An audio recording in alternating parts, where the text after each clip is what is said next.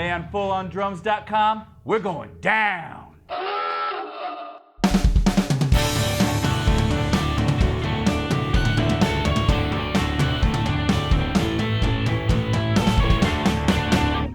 A great trick engineers have been using for years to get more low end out of a kick drum is to use a spare woofer as a microphone.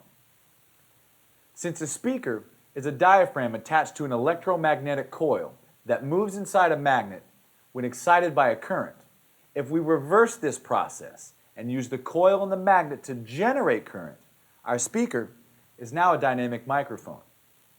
The one catch is that the impedance of the speaker is much lower than that of a microphone, so the level will usually be pretty hot.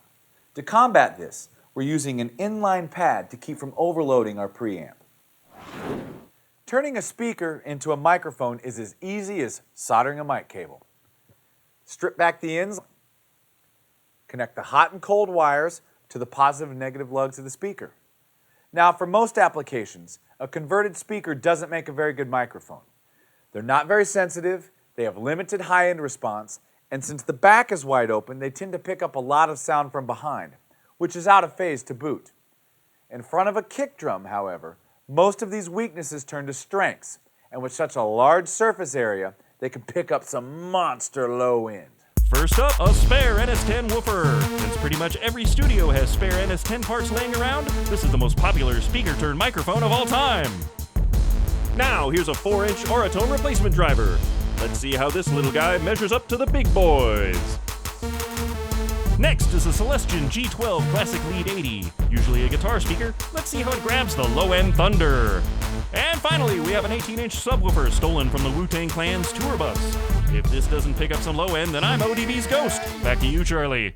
Here at FullOnDrums.com, we always post full bandwidth multi-track files for you to download and check out.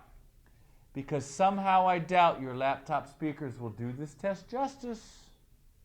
And now, through the magic of editing, we will compare 4 speakers in a mere 60 seconds.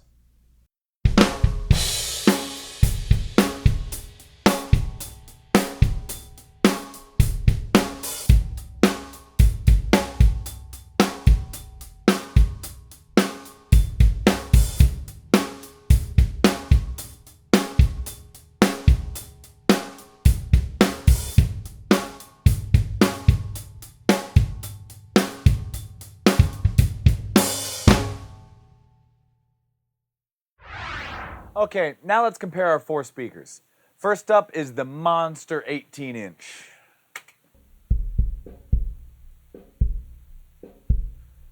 Okay, so it has a big bottom, lots of low end, but it's not real focused and doesn't have great rejection. Let's check out our 12.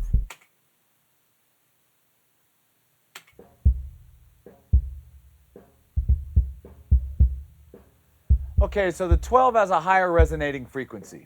It doesn't have quite the low end of the 18, and it's definitely not focused down there. Let's check out the NS10.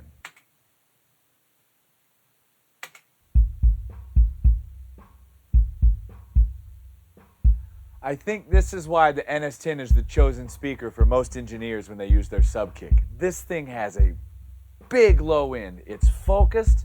This thing just pretty much kicks ass all the way around. Plus, it has great rejection. Yep. All right, let's check out the Auratone.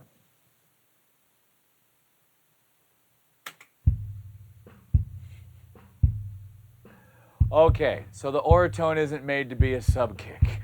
Not even close. But it was fun to try and see if it would work. I think pretty much out of this test, the NS10 is the winner, hands down. Best bottom end, it's the tightest, and will be the best blend when you blend it in with another kick drum mic. I think the NS10 is the winner, bar none. Thanks for tuning in, and remember to go to FullOnDrums.com and download the full bandwidth multi-track files of everything you've just heard, as well as check out lots of other episodes, interviews, articles, news, and reviews from around the drumosphere.